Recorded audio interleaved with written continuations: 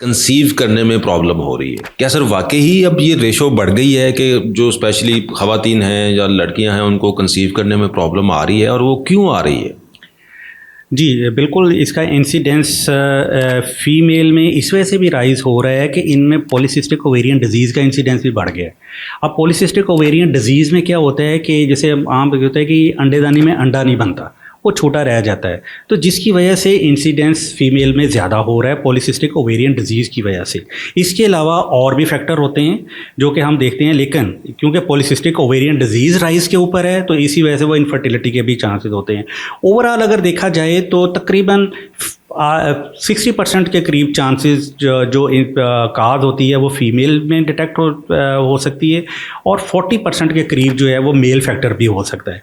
तो हमें जब भी 1 साल के अंदर अंदर कोई भी कपल रेगुलरली एक साथ रह रहे हैं लेकिन वो कंसीव नहीं होता, तो हम उनसे कहते हैं कि अब इनको असिस्टेंस की ज़रूरत है, तो इस वजह से उनको दिखाना चाहिए। और उसमें फिर 2-3 बेसिक टेस्ट होते हैं जो कि देखना, जो एक प्रेगनेंसी होने के लिए 3 बेसिक चीज़ें होती हैं जो कि होनी चाहिए, वो हम पहले से देखते हैं।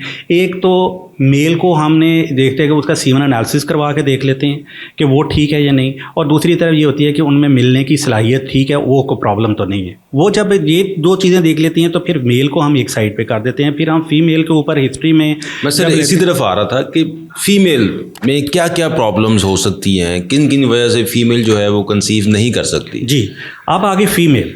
अब फीमेल के लिए जिस तरह अंडेदाने में अंडे का ना बनना, इसकी एक रीज़न पॉलीसिस्टिक ओवेरियन डिजीज़ है, इसकी और भी रीज़न होती हैं, वो फिर हम इन्वेस्टिगेट करते हैं कि इसमें वो तो नहीं है। क्या क्या इसमें अंडेदानी में अंडे का ना बनने के लिए एक थायराइड का जो इशू है वो भी आजकल बहुत ज़्यादा राइज के ऊपर है, हाइपोथायराइडिज्म है, उसकी वजह से भी, या हाइपरथायराइडिज्म है, उसकी वजह से भी डिस्टर्बेंस होती है। इसके अलावा सीरम प्रोलैक्टिन एक हार्मोन होता है जो कि बढ़ जाता है, वो पॉलीसिस्टिक ओवेरियन डिजीज़ में भी बढ़ जाता है। वो यूजुअली प्रेगनेंसी के बाद, जब डिलीवरी के बाद इंक्रीज़ होता है मिल्क की प्रोडक्शन के लिए। उसकी और रीजंस भी होती हैं, वो उनका बढ़ जाने की वजह से अंडेदानी में अंडा नहीं बनता, तो हाइपर प्रोलैक्टिनीमिया हम उसे कहते हैं, उसकी वजह से भी हो सकता है। इसके अलावा और बहुत सारी, क्योंकि ये जो पीरियड्स का आना इसका दिमाग के साथ अलग होता है, हमारा दिमाग के ऊपर हाइपोथैलेमस होता है, फिर पिट्यूटरी होता है, फिर वो ओवरीज के ऊपर अफेक्ट करता है, फिर वो बच्चेदानी के अंदर एंडोमेट्रियम जो बच्चेदानी की लेयर होती है उसमें फिर पीरियड आते हैं। तो ये सारा एक ओवुलेशन होने का प्रोसेस है। फिर हम देखते हैं हिस्ट्री लेके कि कहाँ के ऊपर क्या प्रॉब्लम्स है, तो फिर उसी की तरह के अंडेदानी में अंडे का ना बनना, ये एक रीज़न होगी। उसके बाद होता है ट्यूबल फैक्टर, कि ट्यूब्स तो नहीं बंद हो गए हमारे यहाँ के ऊपर। जो दूसरी चीज़ है, क्योंकि हमारे जो हिस्ट्री जब लेते हैं वो सबसे पहले उनसे हम पूछते हैं कि आपने किसी दाई को तो नहीं दिखाया या अंदर कोई चीज़ तो नहीं रखवाई। अनफॉर्चुनेटली वो बहुत हिस्ट्री देते हैं कि जी हमने अंदर से दाई को दिखाया था और उसने अंदर कोई चीज़ भी रखी थी। उसने कहा था कि आपके बच्चेदानी का मुंह तंग है, उसके लिए या आपको डिस्चार्ज है, लिकोरिया है, ये ठीक हो जाएगा। वो अब एक दाई जो है उसने अनस्टरलाइज मतलब उसके बैक्टीरिया तो लगे हुए हैं हाथ के ऊपर, उसने कोई चीज़ अंदर रख देते। वो कहते हैं जी कि हम इससे आपका ये चीज़ खुल जाएगा रास्ता, या ये स्पर्म जो है वो ऊपर मूव कर जाएंगे। तो वो क्या होता है, वो क्या करेगी, वो इन्फेक्शन करेगी, उसकी वजह से ट्यूबें बंद हो जाएं तो होने के चांसेस होते हैं। और ट्यूबें बंद हो गई तो इसका मतलब है कि आपकी गेम ख़त्म। फिर आपको उसको ट्यूबों को ठीक करना, या एक दफ़ा इन्फेक्टेड हो गई उनका बड़ा मसला होता है। तो इस वजह से ये होते हैं। इसके अलावा और एक कंडीशन होती है, एंडोमेट्रियोसिस होती है, जिसमें अंदर से चीज़ें जुड़ जाती हैं, अंदर खून जम जाता है। इसी वजह से इन्फेक्शन की वजह से हम PID पेल्विक इन्फ्लेमेटरी डिजीज़ हो जाती है, उसकी वजह से भी फिर ये प्रॉब्लम होता है। इसके अलावा और ये अनएक्सप्लेन्ड भी होती है कि हमें कोई भी चीज़ नज़र नहीं आ रही लेकिन फर्टिलिटी जो है वो नहीं अचीव हो रही। तो ये फिर हम डिफरेंट चीज़ें देखते हैं कि क्या काज है, फ़ीमेल में क्या रीज़न है हो सकती है या मेल में है। अगर फीमेल में है तो फिर उनको इन्वेस्टिगेट करते हैं कि अंडेदानी में अंडा बन रहा है कि नहीं, क्योंकि ट्यूब ठीक है या नहीं, और उसी के साथ फिर हम अकॉर्डिंगली उसकी काज को देखते हुए ट्रीट करते हैं ताकि वो कंसीव कर सके। ख़वातीन की ऐसी कौन सी इनफर्टिलिटी है जो ठीक नहीं हो सकती? देखिए, अगर तो मेरे क्वेश्चन का एंगल आपने समझना। जी ऐसे है कि एक होता है, हम इसे कहते हैं कि सब फर्टिलिटी लफ्ज़ इस्तेमाल करना चाहिए कि भी इनमें पोटेंशियल टू बिकम प्रेगनेंट या मदर बनने के चांसेस जो हैं वो कम हो गए हुए हैं। वो हम देखते हैं कि क्या काज है और उसको हम इम्प्रूव करें। एक होता है इनफर्टिलिटी का मतलब है इनएबिलिटी टू कंसीव, या स्टेरिलिटी के हो ही नहीं सकती प्रेगनेंसी। उसमें क्या काजेज़ हो सकती हैं कि जैसे फॉर एग्जांपल अगर मियाँ के स्पर्म ही ज़ीरो हैं सर, तो प्रेगनेंसी कैसे होगी? ठीक है, ठीक है।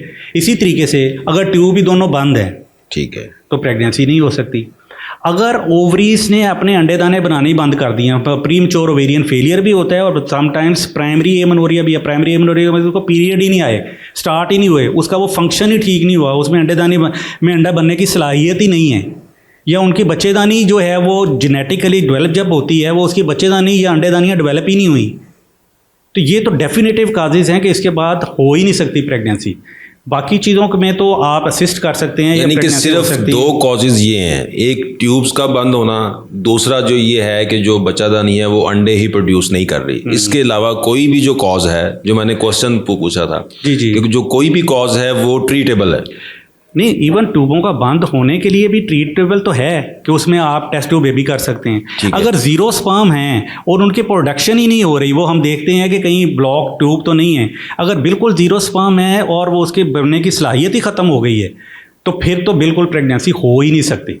उसके और तरीके हैं प्रेगनेंसी करने के, लेकिन प्रेगनेंसी उनसे नहीं हो सकती। इसी तरीके से अगर उनको पीरियड अंडेदानी में अंडे बनना ही ख़त्म हो गए हैं या उसमें अंडेदानी की सलाहियत ही ख़त्म हो गई है, फिर तो प्रेगनेंसी हो ही नहीं सकती। उसके डिफरेंट और वे हैं, वो मैं बता सकता हूँ कि और क्या हो सकते हैं, लेकिन ये दो ऐसी चीज़ें हैं जिसमें प्रेगनेंसी हो ही नहीं सकती। लेकिन जो तीसरा है, जो ट्यूबें बंद हैं, वो तो अगर आप ट्यूबों को खोल देंगे तो प्रेगनेंसी होने के चांसेस बन जाएंगे, या ट्यूबों को बाईपास करने के लिए क्या है, टेस्ट ट्यूब बेबी करवा लें, उनके लिए ट्यूबों उनका खुला होना ज़रूरी नहीं है, उनमें प्रेगनेंसी हो सकती है। लेकिन अगर बिल्कुल स्पर्म ही ज़ीरो हो गए हैं, जो उनमें बनने की सलाहियत है ही नहीं, या अंडेदानी में अंडा बनने की सलाहियत ही ख़त्म हो गई है, या अंडेदानी में जो है वो है ही नहीं, जब वो अपना काम ही ख़त्म कर दिया, या बच्चेदानी है वो छोटी रहेगी जेनेटिकली, वो है ही नहीं, तो वो तो फिर उनको प्रेगनेंसी नहीं हो सकती। सिर्फ क्या उनमें फिर जो अगर ऐसी कोई कंडीशन है तो उनमें क्या ट्रीटमेंट जो है वो आप उनको ऑफर करते हैं? जी, अब ये है कि फॉर एग्जांपल कि अंडेदानी में अंडा बनने की सलाहियत ही ख़त्म हो गई है। एक तो ये होता है कि ये क्यों ख़त्म हो गई है, उसकी हम रीज़न देखते हैं। बाज़ का ये होता है कि जैसे किसी को ओवेरियन कैंसर है या किसी और चीज़ का कैंसर है, उसको कीमोथेरेपी या रेडियोथेरेपी मिलनी है, तो वो ओवरीज ख़त्म हो जाती हैं। फिर उनके हम पहले से ही उसका ओवेरियन टिश्यू या अंडे लेके तो उनको फ्रीज़ करने की सलाहियत होती है, उनको फ्रीज़ करके रख लें। इसी तरीके से अगर मियाँ के स्पर्म बिल्कुल थोड़े रह गए हैं या कम हैं लेकिन मिल जाते हैं, अगर उनकी जो ट्यूब होती हैं वो बंद हैं, उनमें से आप निकाल लेते हैं, तो वो आप प्रिजर्व कर सकते हैं, वो आप फ्रीज़ कर सकते हैं, तो उसके बाद वो टेस्ट ट्यूब इक्सी के लिए हम इस्तेमाल कर सकते हैं। लेकिन अगर वो उनमें ये मिलते ही नहीं हैं, तो फिर फॉर एग्जांपल उनमें ज़ीरो हो गए हैं, स्पर्म ही ज़ीरो हैं, तो अब हमारे पास ऑप्शन क्या हैं? उनके बाद होती है कि स्पर्म डोनेशन।